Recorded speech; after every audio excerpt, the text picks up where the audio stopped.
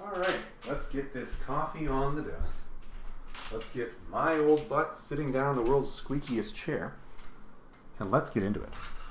Hey everybody, I'm Tennessee Fats. Welcome to the channel, and welcome once again to my desk.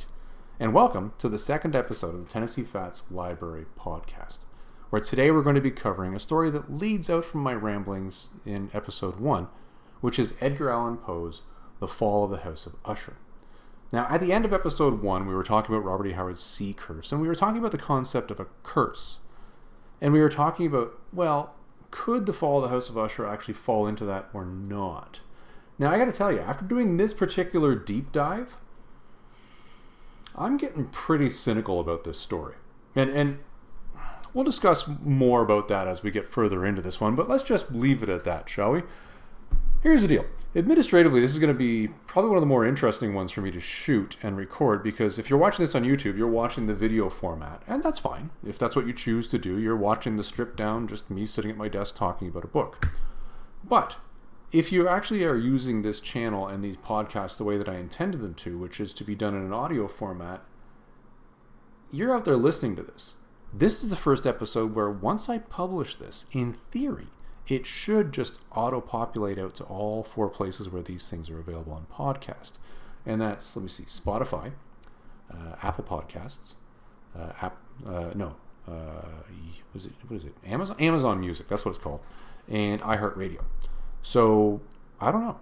After we're done with this one and I post this thing, it's going to be interesting to see if that actually works, or if this is going to require a little bit of, well, fandangling on my part. Anyways, let's get back to the story and off of the administration. Okay, where is the copy of this particular story that I'm reading from coming from? Well, I'll tell you, it's from this wonderful collection that I picked up on Amazon. And this is actually an important point to make, which is why I'm making it. This story, or this collection, is about 1,050 pages. And it's called The Complete Tales and Poems of Edgar Allan Poe. I didn't do a heck of a lot of research when I was looking for the complete collection of Edgar Allan Poe. I just said, I just want the whole thing, let's just buy it. And it was a quick search on Amazon.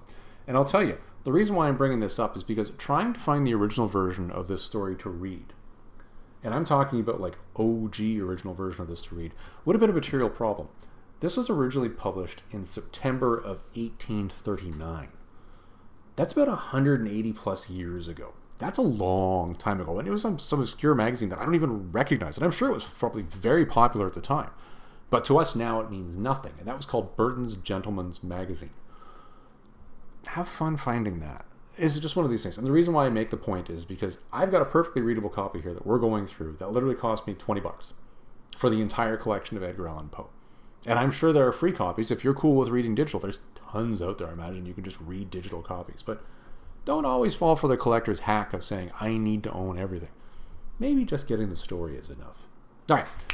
What are we going to walk through today? Well, as we set the tone in episode 1, we're going to try to do this in 4 parts. And along the way, we'll probably have to do breaks where I can guarantee you I am going to flub reading and I am going to flub my notes when we go through section 1, because this is going to be really complex. Start with part 1. What is the story? Who are the characters that are involved? And what happens within it? And this is the part where we're going to do a fair amount of reading directly from Edgar Allan Poe's original piece. Because really, this story is a story of gloom. Me summarizing is going to be phenomenally succinct. However, setting the tone, I believe, is what this entire book is about. And that has been written in such weirdly wonderful archaic language and with such an odd cadence. I had a horrendous time trying to read this. But we'll see how many times we flub it when we get through it. We're then going to go into part 2, which is, well, what are the themes in this story? What are the themes that jumped out at me? And really, at this point in time, we'll start asking some serious questions about what actually happened here. Then we'll jump into the very thing that I discussed earlier, which is archaic language. Poe wrote 180 plus years ago. This is 1839. The language he uses in here is not what we use today. It's almost like trying to go back and read Shakespearean English at points in time because you're thinking, what the heck did he mean there? Despite that, I'll tell you, there were only really 2 or 3 terms that I actually had to go and Google and try to find out what the historic significance or relation of those terms was to the story. And honestly, given the fact this is 180 years old, that's a material flex on Poe's part. So 2 points for him on that. Well done. this thing can still be read today without too much confusion. Just a little bit of issues with cadence. Finally, we're going to come back with the fourth section of all of these podcasts, which is, well, Tennessee Fats, what did you think of the story? What parts of this really hit home for you? What parts of this maybe didn't hit home for you?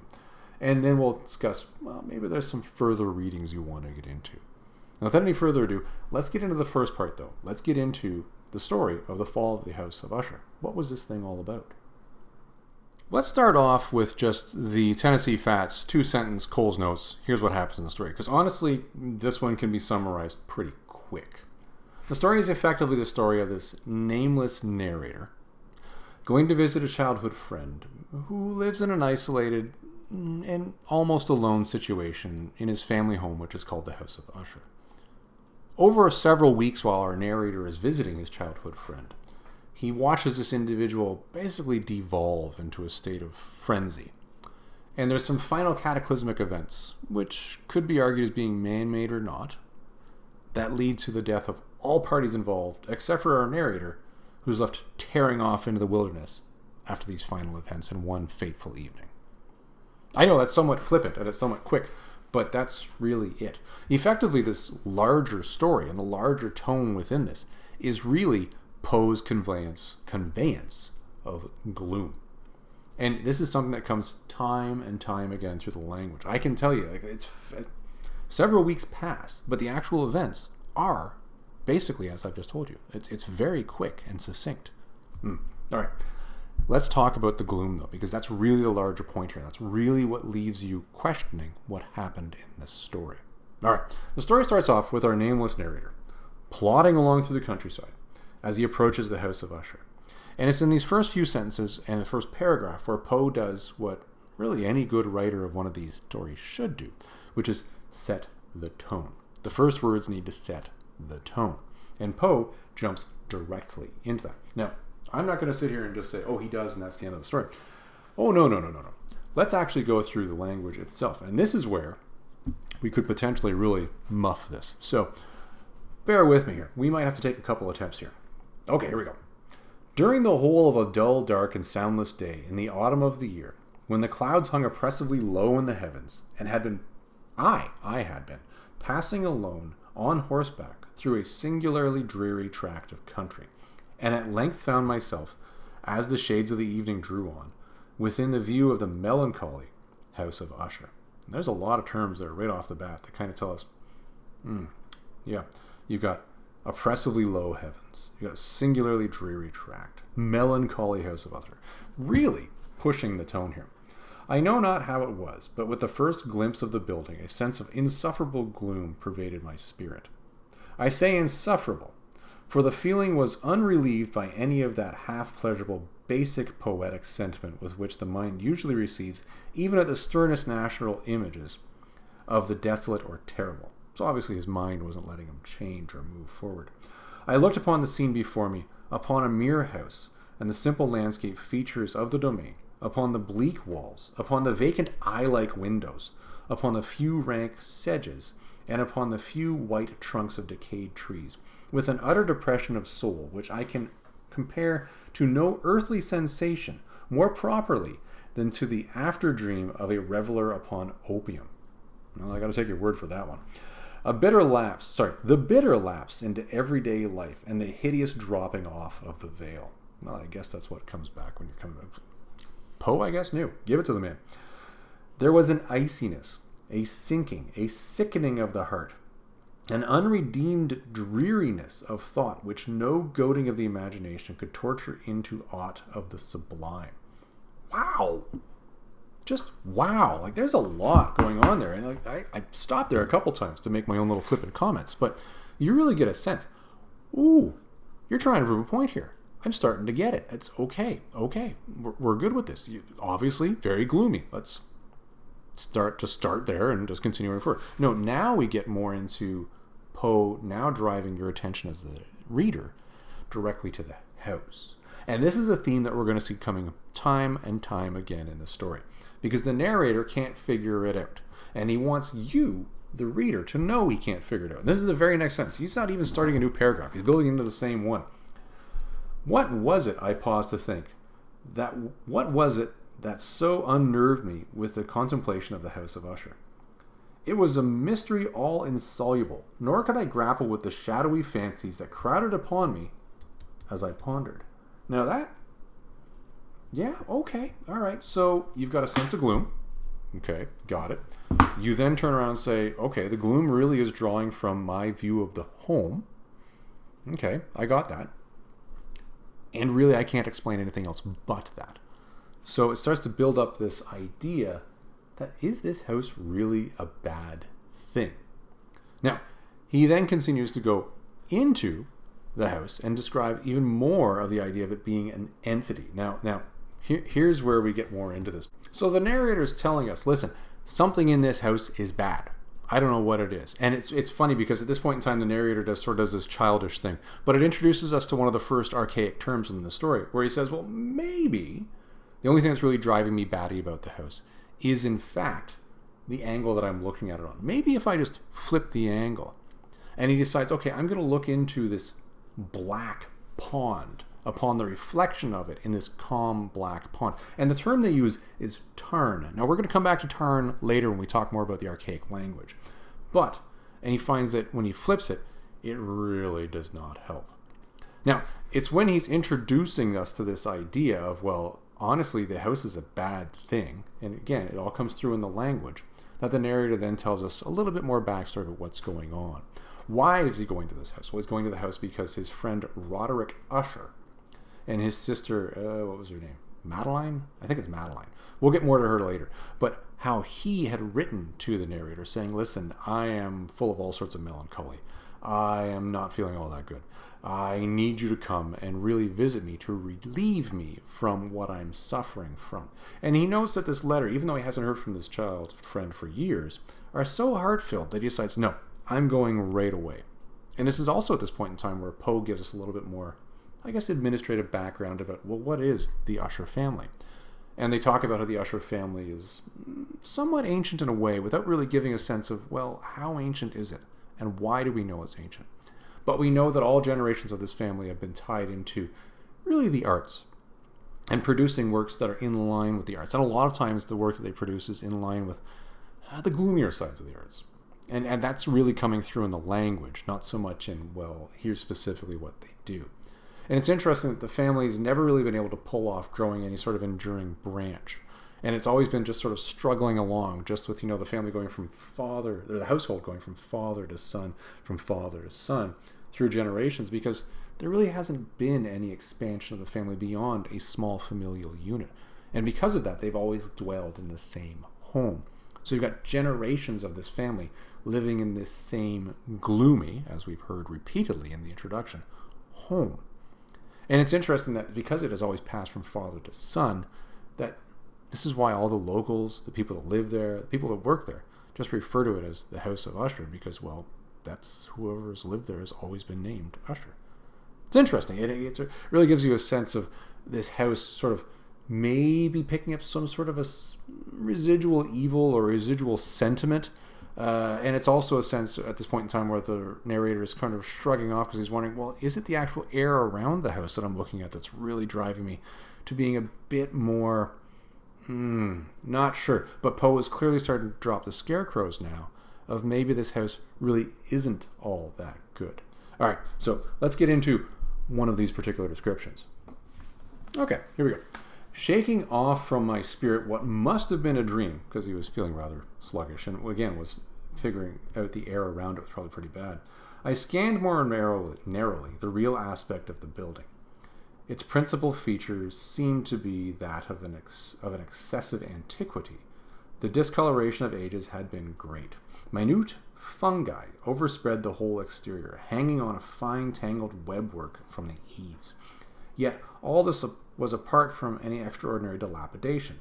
No portion of the masonry had fallen, and there appears to be no wild inconsistency with its perfect adaptation of parts, and the crumbling condition of the individual stones. In this there was much that reminded me of this specious totality of old woodwork, which had rotted for long years in some neglected vault, with no disturbance from the breath of an external air. Beyond this indication of excessive decay, however, the fabric gave little token of instability. Perhaps the eye of the inscrutable observer might have discovered a barely perceivable fissure which extended from the roof of the building in the front, made its way down the wall in a zigzag direction, until it became lost in the sullen waters of the tarn. Noticing these things, I rode over a short causeway to the house. Now, again, it's all about language. What are we talking about here? Again, describing this evil home. And not even evil, it's just dilapidated, old, like giving a sense of this thing is aged. Now, he then continues inside the house. And this is where we spend some more time now saying, well, it's not just the outside of the house, it's not all that good. The inside is pretty bad too. Here we go. A servant when waiting took my horse, and I entered the Gothic archway of the hall. A valet of stealthy step. Why would he have been walking so quietly? Really weird. Thence conducted me in silence through many dark and intricate passages in my progress to the studio of his master. Much that I encountered on the way contributed, I know not how, to heighten the vague sentiments of which I had already spoken. While the objects around me, while the carvings of the ceiling, the somber tapestries on the walls, the ebon blackness of the floors, and the phantasmagoric armorial trophies which rattled as I strode. Now that is a hell of a lot of syllables. Oh, come on. Come on. My goodness. Were but matters to which, or to such as which, I had been accustomed from my infancy. While I hesitated not to acknowledge how familiar all this was, I still wondered to find how unfamiliar were the fancies which ordinary images were stirring up. Ooh. Ooh. That is some deep language. Like, ouch. Phantasmagoric armorial trophies. Wow. Okay, yeah, wow. This, as I said, cadence, a little interesting. Language, a lot of interesting. But again, all coming back to this tone. And it really makes the long, short story really long. Effectively, all it was he was being guided from the door to a chamber where Roderick was waiting for him. But all the way along the way, all this language is coming out, setting the tone of how dark this place is. Now, it's interesting because this now transitions even further into the narrator's observations of Roderick. Bear in mind, he's known Roderick from childhood. He knew this individual, but he hasn't seen him for a while. That much was obvious at the beginning of the story. Now he sees him. Now, not only has the house become a little bit dilapidated, let's listen to some actual description of Roderick himself. Again, going back to Poe's own words here. Now this is, well, we're going to jump into this one about mid-paragraph because, well, there's some fanciful stuff at the beginning of this that we can just skip over. Surely man had never before so terribly altered in so brief a period as had Roderick Usher. Well, that's a pretty harsh statement. It was with difficulty that I could bring myself to admit the identity of the wan being before me with the companion of my early childhood. Okay, that sounds fairly drastic, actually. Okay, now things get a little more descriptive. Yet the character of his face had been at all times remarkable. Now, this is where we get a word that just jumps me. And every time I tell you my brain wants to read this word, we get it dead wrong. Okay. A cadaverousness of complexion. Got it. There we go. Every time I read that word, I want to say cadaverous. I don't know why. Okay, cadaverousness. Literally, you're comparing this guy's complexion to the dead. Oh, that's bad. Okay, a cadaverousness of complexion. An eye large, liquid, and luminant beyond comparison. Lips somewhat thin and very pallid, but of a surprisingly beautiful curve. Well, that's just weird. A nose of a delicate Hebrew model, but with the breadth of nostril unusual in similar formations. He had big nostrils. And finely molded chin, speaking speaking in its want of prominence and a want of moral energy. I don't know how a chin doesn't have moral energy. Hair of a more than web-like softness and tenuity. These features with an inordinate expansion upon the regions of the temple made up altogether a countenance not easily to be forgotten. And now in the mere exaggeration of the prevailing character of these features and of the expression which they were wont to convey, lay so much of change that I doubted with whom I spoke. The now ghastly pallor of his skin, and the now miraculous luster of his eyes, above all things, startled me and even awed me. The silken hair, too, had been suffered to grow all unheeded, and as, in its wild gossamer texture, it floated rather than fell about his face. I could not, even with effort, connect this arabesque expression with any of a simple humanity.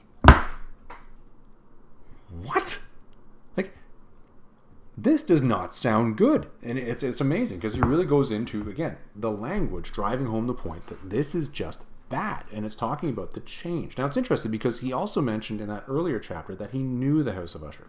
He was familiar with all these things, but now all of these things came into him with just a sense of, ooh, this is all changed. This has gotten a lot worse. Kind of brings you to maybe a theme of, well, it's maybe as an adult you're looking on these things with different set of eyes. And it's the wear and tear on Roderick, and it's this real sense of the real dilapidation of Roderick that brings him to the point where he's like, oh, okay, so you have gotten really sick. So it does make sense that I'm here. And he has. And Roderick takes the time to explain to him, really what's brought this all about is what they call an excessive nervous agitation. And that term seems rather simple in nature to what we hear in the symptoms that Roderick notes as it comes from his own mention as being a family trait later on. So here, I'll give you this. This is the exact list of symptoms. It was, he said, a constitutional and family evil, and one for which he despaired to find a remedy. A mere nervous affliction, he immediately added, which would undoubtedly soon pass off. It displayed itself in a host of unnatural sensations. Some of these, as he detailed them, interested and bewildered me, although perhaps the terms of the general manner of their narration had their weight. He suffered much from a morbid acuteness of senses. The most insipid food was alone endurable. He could wear only garments of a certain texture. The odors of all flowers were oppressive. His eyes were torched by even a faint light. And there were but particular sounds, and these from stringed instruments, which did not inspire him with horror. To an anomalous species of terror, I found him a burdened slave. I shall perish, said he. I must perish in this deplorable folly. Thus, and not otherwise, shall I be lost. I dread the events of the future, not in themselves, but in their result. I shudder at the thought of any, even the most trivial incident, which may operate upon this intolerable agitation of soul. I have indeed no abhorrence to danger, except in its absolute effect, which is in terror. In this unnerved, in this pitiable condition, I feel that the period will sooner than longer arrive when I must abandon life and reason altogether in some struggle with the grim phantasm, fear. Oh, again, language, all in the language. Basically, he's a nervous guy, but Poe is really driving this home. He's saying, no, this is more than this. And the reason why it's more than this is because of all these familial conditions that he thinks that he has inherited through his family line. And he continues to go on that he feels that the cause of this condition is in fact the very house that he lives in, and that it has seen generations of suffering within basically the Usher family, and that this has pushed this onto him because it has not left it in all of these years. In fact, Roderick hasn't left the house in years, making the whole thing worse and worse. Now, what's interesting is at this point in time that Roderick really shifts gears. It's almost like he abandons where he was going with this conversation. And I think Poe may have written this in really to showcase, let's call it where Roderick's mind was at the beginning of the narrator's visit. Because don't forget, this is just in the first couple moments of the narrator arriving when this dialogue is occurring. And he shifts gears, sort of downplaying the illness a little bit more now. After he's gone through this whole thing, talking about how fear is going to kill him, he's now going back to, well, it's caused by the house, and really, it's more palpable. It's really just genetic, and really, it's probably all because of the severe and long-continued illness of my sister. And his sister is named Madeline Usher, and he feels that Madeline is in fact approaching death. And perhaps this is all a little bit more hysteria because she is approaching death. And it's funny because as they're having this conversation, Madeline makes her sole appearance that the narrator observes until the very end of the story within the house, when she walks past, basically for them to see, and then moves into a room and closes the door. Doesn't say a word the whole time. And it's interesting that this is such that it sets for the real tone of the house. Don't forget, we have a stealthy purser that walks him into the place. Along the way to visiting Roderick, I didn't get into it, but he did meet the family doctor, who's a phenomenally stern individual, just based on his countenance. And here you have the sister Madeline, who apparently is approaching death because of a long-endured illness. But she doesn't even say anything. She just walks past and closes the door. Ooh. Now, he then goes into talking into some of Madeline's symptoms. Now, Madeline's symptoms are important for us to cover. And they're important for us to cover because they actually deal with what happens near the end of this, and a theory that I have within this story. Okay, let's go through Madeline's exact disease here.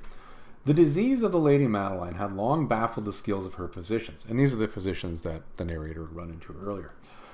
A settled apathy, a gradual wasting away of the person, and frequent, although transient, affections of a particular cataleptical character were the unusual diagnoses.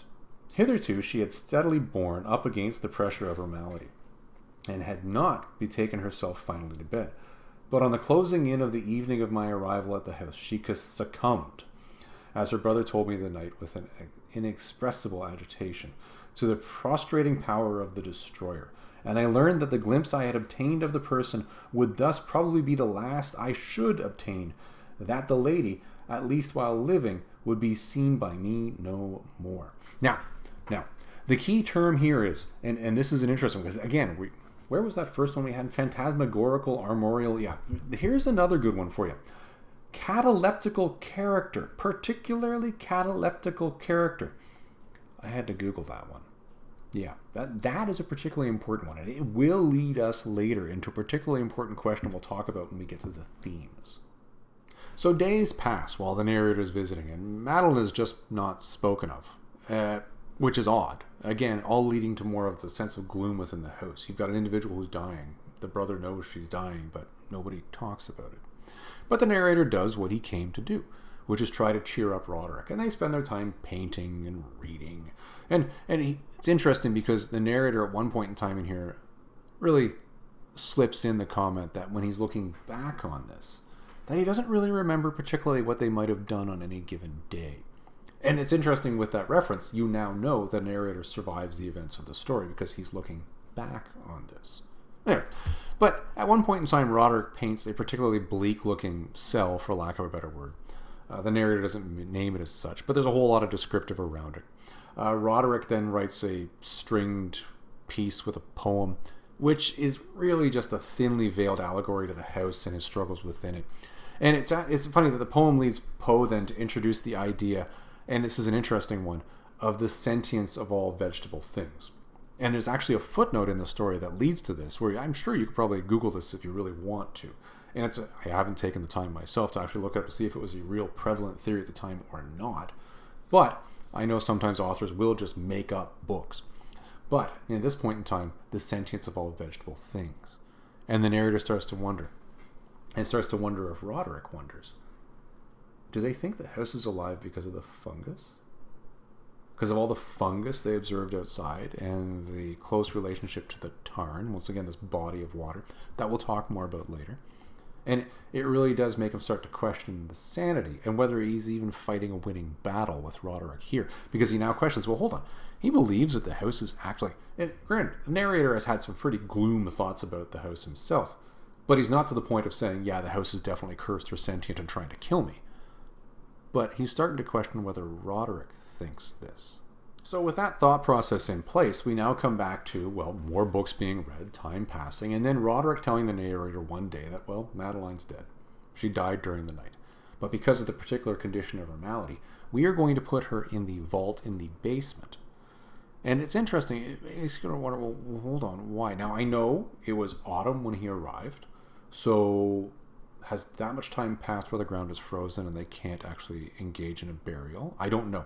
One of the comments they do make is with regards to the distance it would take to get to the family plot. But Roderick is also clear that he's particularly concerned about the cataleptic state of his sister's malady, which makes him wonder, I think we should keep her in a vault and keep her close, just in case. Now, this vault thing is really quite a thing, and not because it creates a sense of gloom, but because Poe really wants to create a sense of one particular aspect of the vault. And I'm going to read it to you, and then we'll come back and we'll talk about, well, what is the one aspect that comes out of this? Okay, this is a long one. This is a long one. Let's see if we can get through this thing without flubbing it too badly. Okay, the vault in which we placed it, and by it, they mean the body of Madeline and the coffin that she'd been put in place, was small, damp, and entirely without means of admission for light. lying at great depth immediately beneath that portion of the building in which was my own sleeping apartment. That's important to note for later.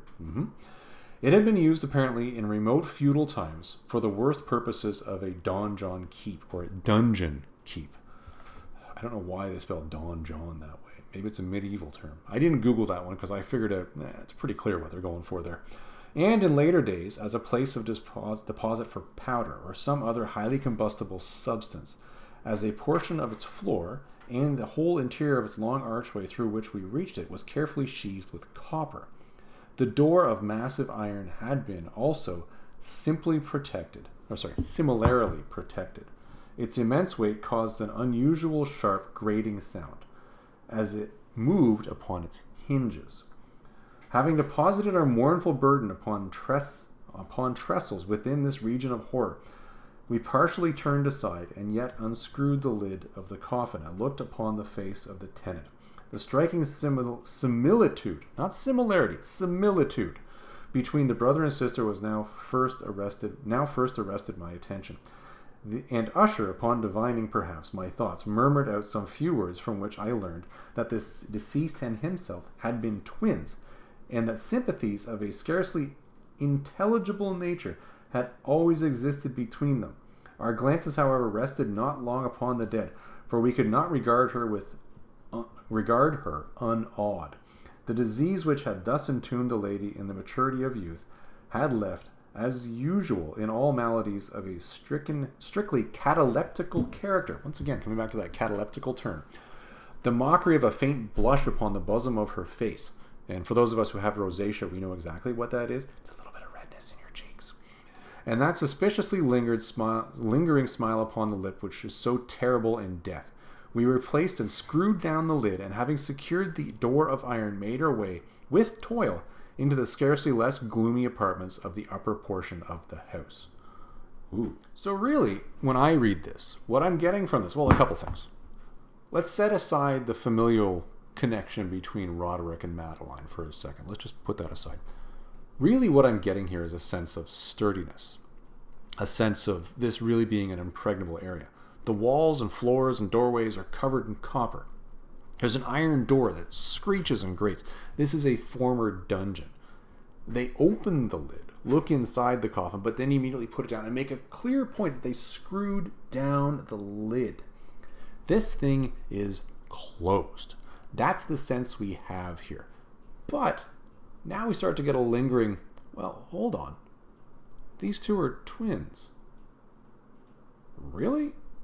Yet nothing was spoken in the days while she was dying. Didn't say a word about her. And all the time that these two spent together, painting and reading and everything else, filling time with strumming instruments and then flippant poetry, nobody discussed it.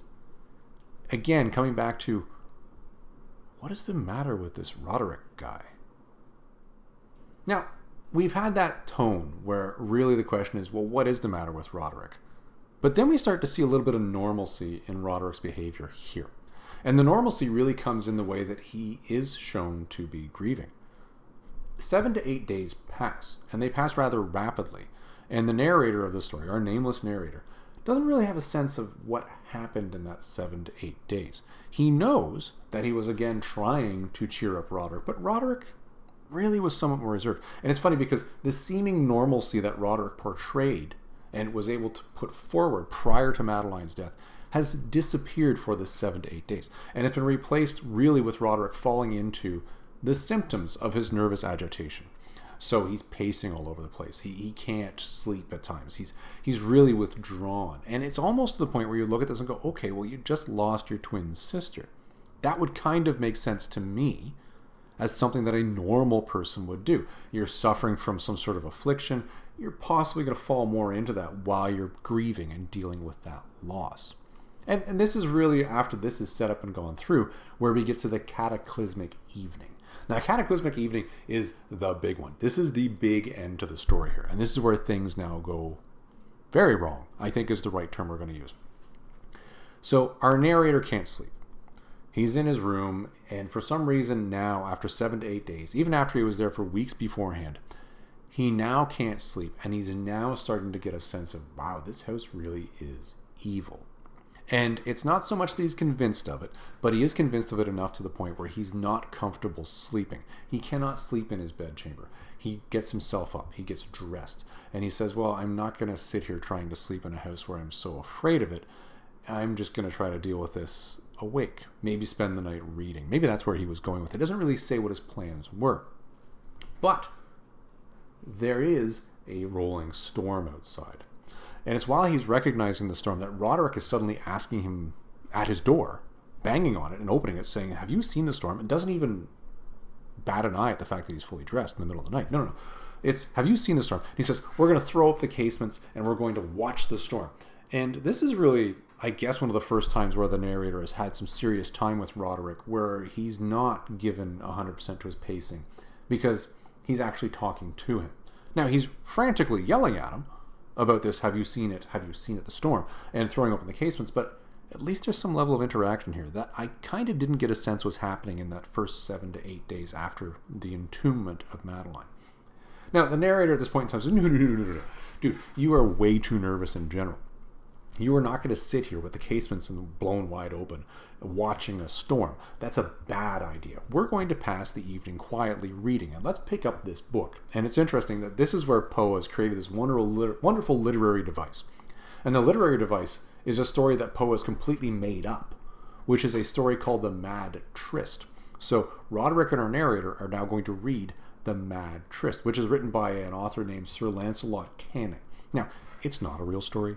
It doesn't exist. You can go on the Google and look it up. Maybe somebody wrote fan fiction for it afterwards, but it didn't exist when Poe wrote this. But what it was is a device that allows Poe to use a narrative of a story and then juxtapose it and bounce it off the real events that are occurring within the house to lead to the heightened cataclysm that comes.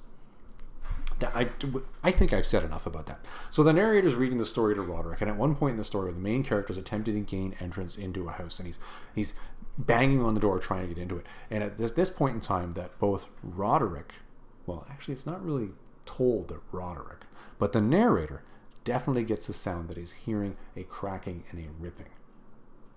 I guess it's kind of alluded to that perhaps Roderick got it, but we'll come back to that. Hold on. Let's get into Poe's exact words of how this actually occurred. Okay, so let's get into the story here. We'll go with the exact words. Now, this one isn't too long, so my hope is we're going to get through this without flubbing it too badly. At the termination of this sentence, bear in mind, the sentence was the main character is trying to break into a room. I started, and for a moment paused, for it appeared to me, although I at once concluded my excited fancy had deceived me, it appeared to me that from some very remote portion of the mansion, very remote, bear in mind you're in your chamber, that says something, there came indistinctly to my ears what might have been, in its exact similarity of character, the echo, but a still and stifled and dull one certainly, of the very cracking and ripping sound which Sir Lancelot had so particularly described. Ooh. So you're reading a story, there's a scene, and then there's a cracking and a ripping. Okay. Yep. Story continues on to the point where the character now is, I guess, killing a dragon. And when he kills the dragon, I guess, lets loose a whale or something like that. And this is where suddenly we have this interplay occur again. So we've just got to the point where the character is killing a dragon. Interplay. Let's come back to it. Here again, I paused abruptly. And now with a feeling of wild amazement, had to turn the page. For there could be no doubt whatsoever that in this instance I did actually hear, although from what direction it proceeded, I found it immediately impossible to say, a low and apparently distant but harsh, protracted, and most unusual screaming or grating sound, the exact counterpart of what my fancy had already conjured up for the dragon's unnatural shriek as described by the romancer being the fictitious Sir Lancelot Canning.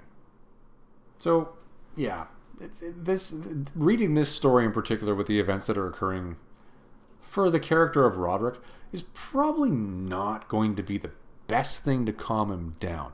And it's at this point in time the narrator starts to recognize maybe this wasn't the best of ideas. Now, this is where things happen really quickly now after this protracted several week-long visit. So we're going to go through a fair amount of Poe language here as we're going. Bear in mind, we've just had story occur, weird sound in the house. Story occur, weird sound in the house. Exact words from Poe were as follows. Oppressed as I certainly was upon the occurrence of this second and most extraordinary coincidence by 1,000 conflicting sensations, in which wonder and extreme terror were predominant. Well, yeah, that I can see that being pretty terrifying. I still retain sufficient presence of mind to avoid exciting by any observation the sensitive nervousness of my companion. So he's trying to hold it together for Roderick here. I was by no means certain that he had noticed the sounds in question. So this is where it sounds in question. So the first one, which was the cracking noise, there wasn't really any allusion to it, but you kind of wondered. This is where we get, okay, Roderick has heard both of these. Although assuredly a strange alteration had, during the last few minutes, taken place in his demeanor. From position fronting my own, he had gradually brought around his chair so as to sit with his face to the door of the chamber. So he's now turned his chair to the door of the chamber. And thus I could but partially perceive his features, although I saw that his lips trembled as if they were murmuring inaudibly. His head had dropped upon his breast, so lowering her head. Yet I knew that he was not asleep, from the wide and rigid opening of the eye as I caught the glance of it in profile. The motion of his body, too, was at variance with the idea, for he rocked from side to side with a gentle yet constant and uniform way. Yeah, he's not doing well with this story. Yeah, in fact, we know he's not doing well with it because after a little bit of, inner dialogue that goes on with the narrator here, suddenly we have Roderick go to the point where he does, in fact, finally lose his poop. And I don't mean that in a literal sense. I mean it in the figurative sense. Let's get into the words of Poe here. And this is a quote now coming directly from Roderick as he starts going into hysterics. Now hear it. Yes, I hear it, and have heard it. Long, long, long, many minutes, many hours, many days have I heard it. Yet I dared not. Oh, pity me, miserable wretch that I am. I dared not speak. We have put her living in the tomb. Said I not that my senses were acute? I now tell you that I heard her first feeble movements in the hollow coffin. I heard them many, many days ago. Yet I dared not speak. And now, tonight, this is a Ethelred. Ethelred. I want to look up later. The breaking of the hermit's door and the death cry of the drag. Oh, Ethelred is the character that's within the story. That's by Sir Lancelot Canning. Okay, I got it. Yeah. Ethelred. I should learn how to read things and pronounce things correctly, especially if I'm doing these things in a podcast. And the clangor of the shield, and say rather the rending of her coffin and the grating of the iron hinges of her prison, and her struggles within the coppered archway of the vault. Oh, whither shall I fly? Will she not be here anon? Is she not hurrying to upbraid me for my haste? Now, upbraid just means, okay, mentally or verbally abusing somebody. That's not really going to get killed. Have I not heard her footstep on the stair? Do I not diminish the heavy and horrible beating of her heart? Madman. And I guess this is where he's talking about himself. Here he sprang furiously to his feet and shrieked out the syllables as if in the effort he were giving up his soul. Madman, I tell you, she now stands at the door. Now, at the end of this particular tirade is when really things happen. So at the end of his little tirade there, what happens is the doors of the chamber now are finally blown open, and Madeline is standing there. And it's interesting because the description of this one is we need to pay attention to the details. She's standing there with blood on her white dress, and the exact quote was, and some evidence of some bitter struggle upon every portion of her emaciated frame. Now bear in mind, she's been in that tomb for 7 to 8 days. So emaciated, okay, I can see that. So Roderick is right there at the door. She falls forward on Roderick, and Roderick dies of the very terrors that he said in his state of madness at the beginning of the story he was going to die from. So could you read into that he had a heart attack? I don't know. But either way, she falls on him. The two of them hit the floor, and now both of them are dead. Then we have a closing paragraph, which has the reader with a real sense of, well, was the house in fact haunted and living and cursed or not? Now, let's get into Poe's exact word, because I don't want to put words in his mouth. I'm just going to go with what he's got. Then we'll get into the themes. Then we'll get into, well, is this actually what happened here? So his own words, let's go. From that chamber, from that mansion, I fled aghast. The storm was still abroad in all its wrath, and as I found myself crossing the old causeway, suddenly there shot along its path a wild light, and I turned to see whence the gleam so unusual could have issued. for the vast house and its shadows were alone behind me. The radiance was that of the full setting and blood-red moon, which now shone vividly through the once barely discernible fissure. Remember that fissure was that crack that he mentioned at the very beginning when I read that section to you, where it went from the roof zigzagging down into the tarn. Interesting. In which I have before spoken as extended from the roof of the building in a zigzagging direction to the base. Poe is filling in my own words here as I'm trying to give you guys... Never mind that now. We both got to the point. All right. While I gazed, this fissure rapidly widened. There came a fierce breath of the whirlwind. The entire orb of the satellite burst at once upon my sight, and my brain reeled as I saw the mighty walls rushing asunder. There was a long, tumultuous shouting sound, like the voice of 1,000 waters, and the deep and dark tarn at my feet closed suddenly and silently over the fragments of the House of Usher. End. Like full end of story. End. That's it. He rides off. End.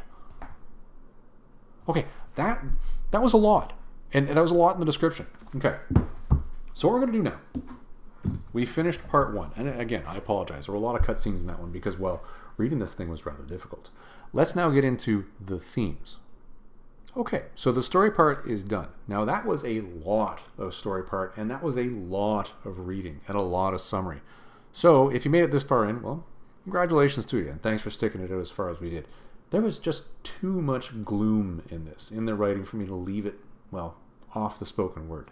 We needed to make sure we included that to really give a sense of, well, what is it that this story is all about? And I'll get more into this when I get into my thoughts on this, because again, this is entirely my interpretation of what I think. You could read this and have a totally different take on it. But again, I have the podcast, so you're getting my opinion. All right, so what are the themes that jumped out of this story? Well, I think one of the big themes that jumped out of this one, this is a pretty primal one that you see in a lot of stories, is really man versus nature. And I don't mean man versus nature as, it's a guy fighting an elephant or a bear or anything like that. It's really man versus his environment.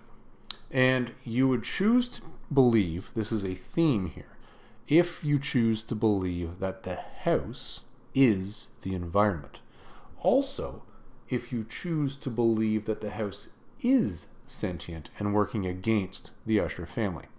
Now, that giant cataclysm at the end, you could read into that maybe there was something metaphysical about it, and that was the end of it because the last 2 members of the House of Usher ceased to exist. So the house didn't need to exist anymore, so it also ceased to exist. I've got somewhat more of a cynical view of that, but really that man versus nature thing, or the environment, can really be a theme in this, because really it wasn't so much the narrator versus the environment as it was Roderick versus the environment. And the narrator was simply a vehicle to tell you, the reader, about that very struggle. You could argue in a way that maybe the narrator did have some sort of a fight on his own with the environment, because you could see that it was starting to impact him in that one night he couldn't sleep. But I don't know. I'm kind of leaning off of that one for now. I'd say maybe you can go that way, but really you'd have to buy into the metaphysical nature of the house to believe that was a theme that was intended here. Another really one that comes in here, that's a big one, is the lost cause, the fight for the lost cause. And you saw this in the nameless narrator. The nameless narrator came to the house to alleviate Roderick's suffering from his malady. That's what he was there for. And the first couple weeks he was there, they were reading, painting, singing, doing poetry. All the stuff that I guess worldly people of 1839 did. But really there wasn't a sense that there was any real change in Roderick. And with the loss of his sister, and with the 7 to 8 days that occurred after that, the protagonist really was in a situation where they couldn't really bring this back anywhere. They're working on it, but Roderick is suffering from all of the particular afflictive symptoms that he mentioned about his malady up front. And you could argue that is part of just a normal person grieving, and part of the natural emotional response that would come from that. I'm not entirely sure. But I am sure that this is definitely one where the narrator was aware this is a lost cause. And they really recognized the lost cause in that paragraph I read where Roderick was facing the door with this story that was this made-up plot device of here's what happened in the story, here's the sound they heard in the house. that, him rocking back and forth in the chair, talking to himself, mumbling to himself, and him looking at him and recognizing, the very thing I thought might calm him down might be making things much, much worse. That was really one and a theme that just jumped out in here. I think the final theme, and this is one that, and I made a note to this, and I just had to look down at this one just to remember again. And it's not really a theme as much as it is a central core tenement within the story, because it's not really something that the narrator or the characters are dealing with, but it is the constant sense of inevitability.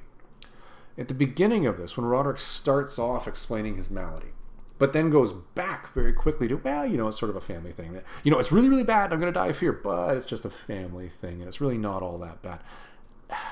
You really got a sense then that Roderick was already a little far gone. And you really get a sense here of the inevitability that comes with that character. And also the inevitability of their falling into madness. The inevitability of Roderick saying, oh yeah, Madeline, she's going to die. It's not a case of, okay, she's dying and we're working on it. It's, she's going to die. Very clear difference in the language there. And the inevitability comes with that. And I think those are really the main things that come with this. The story is such that you have this inevitable sense of occurrence, paints it in a background of gloom, with characters that are fighting things that either are, in their own mind, or are, in reality, larger than life that they cannot defeat. Really an interesting twist of a bunch of different themes here that just sort of jump out at you as you go. All right, let's take a minute here. Let's talk about the archaic language, because the archaic language really needs to be discussed before I start jumping into, well, what are my final thoughts here and what hit me in this thing? Okay, archaic language is next. Okay, now you'll remember in the intro to this video or this podcast, one of the things that I mentioned right up front was really this strong flex that Poe threw out here.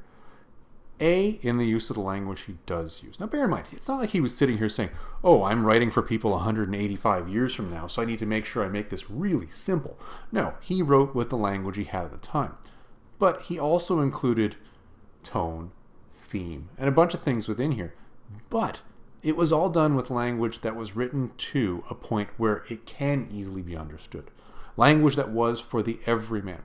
So within this entire story of all this weird stuff, phantasmagorical armoral luster, you literally only had 3 of them that jumped out that made me go, I better double check that one. Now the first one is this body of water. And this body of water which is around the house, and it's a tarn. Now, here's where I'm at with this tarn. Now, first I'm going to give you the definition of this one because it comes up repeatedly, and that is the term that Poe has chosen to use throughout the story. He doesn't reclassify this. He doesn't say pond. He doesn't say river. He doesn't say moat. He says tarn.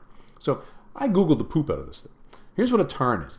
All right, so, and here's how it actually came up. So at the beginning when he was describing it, it said, because he stopped at the brink of a black and lurid tarn that lay in unruffled luster by the dwelling. Now, he says, by the dwelling. All right. Black and lurid. Okay, black and lurid, we get a sense of what those are. But the word tarn is the one that throws you off. Now, a tarn, when you Google it, is a small mountain lake, typically glacially formed, with rather still and clear water. And in this case, the water does definitely seem to be still. Now, we don't know if it's clear, though, because when he approached it and he said it was black, he noted that it was becoming evening. It's getting dark. The water could have looked black at nighttime. So maybe that is why. But I would argue, and this could just be me with my revisionist history hat on looking backwards because of how we've defined the word tarn now, I'm going to say it might have been used incorrectly here. And here's why. When Poe is mentioning this tarn, first he talks about the narrator looking at it to see a reflection of the actual House of Usher. Okay, well, you could do that if there was a pond by the house. I understand that. But when he talks about crossing a causeway to get to the house, a causeway over what? And he doesn't really speak to what that causeway is. And when he's leaving, we read that last paragraph of the story, he leaves across the causeway, again, describing it as a causeway. Well, a causeway over what? Or crossing what? I believe, especially when you read the last segments in the last paragraph of this, when he talks about the entirety of the house falling into the tarn, and the tarn swallowing it, I believe Poe meant the tarn to be a moat, an actual enveloping body of water around the entirety of the home. Because where else would you get the sense of, okay, you've got fungus coming down this thing, approaching the tarn? It's not just fungus coming down and approaching the tarn at the front of the house. It's fungus coming down and approaching the tarn all around the house. The entirety of the house is surrounded by this. That seems like a moat to me. And really, if it was just a pond by the house and the house suddenly exploded or imploded, not quite sure which one he was going for there, how did it fall into a pond nearby the house? I could see it falling into a body of water completely surrounding the house, like the house and the entire land mass that it's on just collapsed into it. I can see that. So that's a tarn. Tarn typically is a glacial lake or a body of water that is glacially formed in the mountains. I have actually been in and put my feet into a tarn in a set of mountains. It's a long story, but I was there. There were tadpoles. It was pretty cool, but that's a tarn. This is not a tarn. Okay, the next thing I had to look up here, and this specifically speaks to Roderick, and it speaks to when he was describing his agitation and his malady at the beginning of the story, which he called excessive nervous agitation. Now, that seems pretty clear to us, right? Like the language can be translated fairly simplistically to us. Okay, well, it's excessive, meaning it's just out of control. Nervous, meaning, okay, nervous. I guess that there is no word for that. Agitation, okay, meaning that you're just constantly being fed to the nth degree of tension based off of your nervousness. I get all of that. But I took the time to actually look this up. So I said, well, maybe in 1839, excessive nervous agitation actually meant a diagnosed medical condition. Because there are times where writers will find these terms, they'll use them in their stories, and they leave you going, huh. And in fact, one of those terms is what we're going to talk about next. So I suspected this was something beyond just the words. Well, it's wrong. It is literally just habitual nervousness. So if you read this story and you read the excessive nervous agitation and you thought, okay, well, that's obviously a medical thing. It's not. It just means habitual nervousness. It's an intense sense of tension or restlessness. It's usually partnered with wringing of your hands like this all the time. Again, this is a podcast. I got to get off the idea of being on a video where I can actually show you wringing my hands. But wringing your hands is one of the examples. Pacing back and forth, lack of sleeping. There are a bunch of physical symptoms. Not quite to the extent that Roderick's describing. When he's describing, for example, that only certain cloth can touch him. At the end of the day where he's saying, well, it's only certain sounds he can deal with. Only certain foods are acceptable. Well, that's almost like a tactile, autistic type spectrum issue more than a nervous agitation. And you could argue that could just be because we've come a little bit further in how we're diagnosing things now. But again, I don't want a revisionist history hat wear and sit here and talk about how this is different or wrong. I'm just saying, okay, well, excessive nervous agitation doesn't quite cover those conditions. Now, the last one, and I just alluded to this, was the Madeline's cataleptical character. Holy heck. Okay, so cataleptical character. So I had to look this up. So there is no definition of cataleptical character. It's funny because Google AI will try to give you a definition of this one. It'll say it's a fictional character who experiences a state of catalepsy, characterized by trance-like condition with loss of, and I'm just reading it right now, trance of a loss of sensation of voluntary motion. They appear rigid, unresponsive, often with a corpse-like appearance, which is quite funny. They say corpse-like appearance given what happened in this story, or didn't happen in this story. Where limbs remain in whatever position they are placed. The term suggests the character is an otherworldly or mysterious nature, often appearing to sickly or wane as well. So, as a symptom, it means a loss of consciousness or sensation.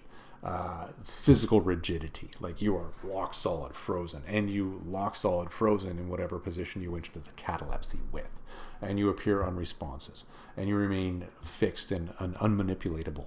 That's really it. So, cataleptical character. Not so much a term, but cataleptical, well, that, yeah, you got it. That's basically what it is, catalepsy. We know it just as well now, but it doesn't actually specifically refer to some specific term. So again, you're going through a Poe term, a Poe book, written 180 some odd years ago, and really the only one in it that jumped out that you couldn't intuitively have gotten on your own was the Tarn one. Not bad. Mad flex on Poe for that. Okay, last segment that we do on these. These are 4 segments every time. Last one is, well, what in this speaks to me? What's the hot hit for me? And what are my suggestions for any further reading that might come out of this one? Well, this is a really weird one. Now, I've alluded to this repeatedly as we've been going through this podcast, and I've done it in a very purposeful way because I wanted to wait until I got here before we had this discussion. And the discussion really comes down to what actually happened here. Now, there's a lot of things that happened here in a very short piece of narrative work. But what are we inferring happened? Now, Poe clearly, and it's his intention, and I firmly believe this, Poe's intention in this was to create a story of mysticism. He created a sense of gloom. Remember when I said, listen, the story really is sentence 1, 2, and 3. That's basically it. That's all that happens here. But Poe turned this into a longer piece filled with language, beautiful language, to really draw out the sense of gloom, the sense of loss, the sense of despair, the brooding, the moodiness of the house.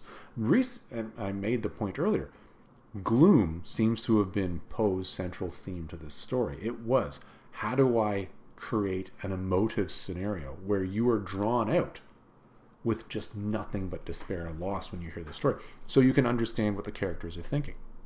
If you follow that line of thought, you really get a sense of, okay, well then, I'm going to choose, following this almost metaphysical theme that was being created, to believe that yes, they were twins, and maybe he buried his sister alive or locked her in the tomb alive, but then the house collapsed down. And yes, it was the house that was doing this all along.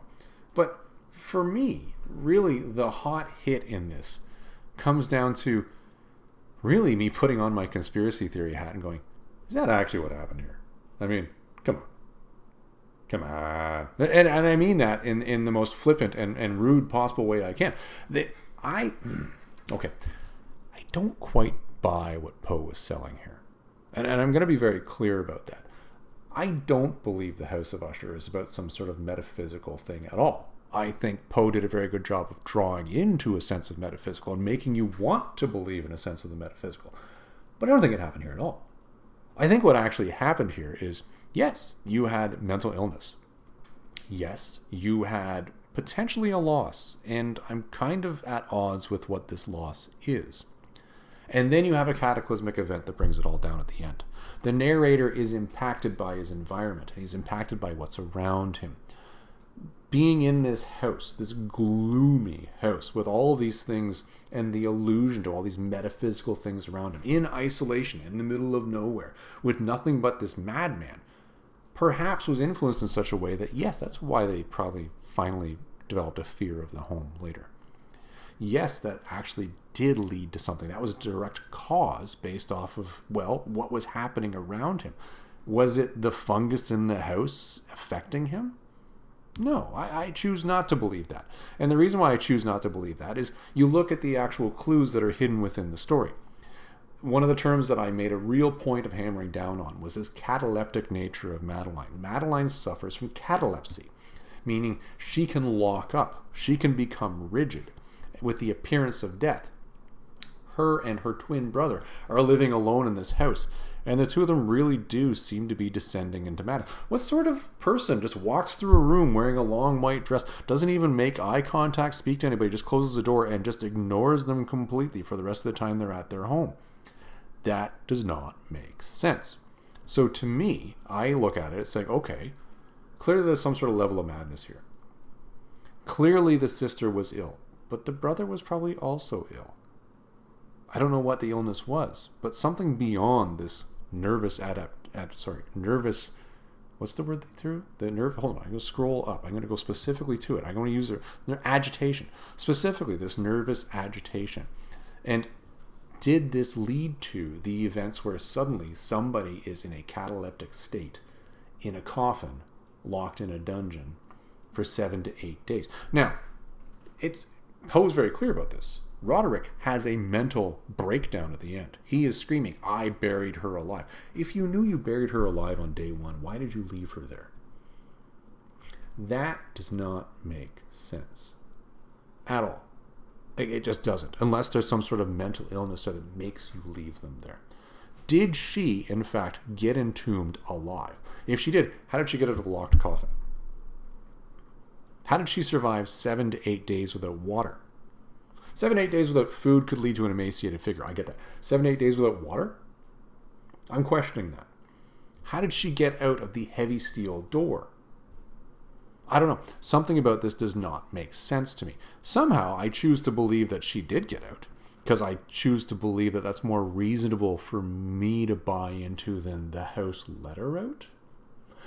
But that's where I go with this. And it's funny because I'm rather flippant and cold about this one, because to me this reads more like a crime story than it does an actual metaphysical story. When I keep getting medical symptoms thrown at me of this is what this person's suffering from, I look at the outcome of the events and I go, okay. But then you're going to say to me, okay, well, Tennessee Fast, how do you explain this explosion and this light and everything that happened at the end? The house could have caught fire. It's that simple. The house literally could have just caught fire and burnt to the ground. These things had, I'm assuming it had natural gas, and just boom, it was gone. There's things in here that make you question. And this is, I'm not saying this in a flippant way to say that Poe didn't do a good job. Poe, in fact, did an incredible job. He painted a picture that's completely metaphysical in tone that could very well just be a crime case, a cold case. And parts of it leave you going, ooh. And that really, for me, is what hits hardest, because I sit here with my conspiracy theory hat on going, was he actually poisoning her? And then she was able to recover because she had literally a cataleptic seizure, was put in a box in this vault, and then wasn't being poisoned for enough days where her body could recover to the point where she was able to make it back.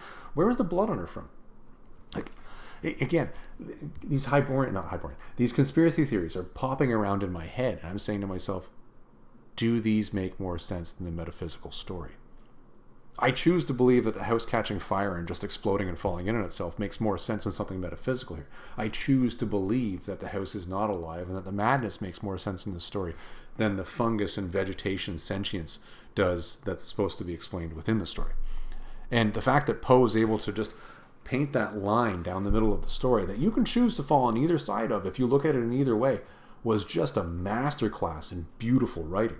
And that's really what hit hardest for me in this. It was the fact that he never says concretely, it's this, it's that. You get to choose. And that's just darn cool.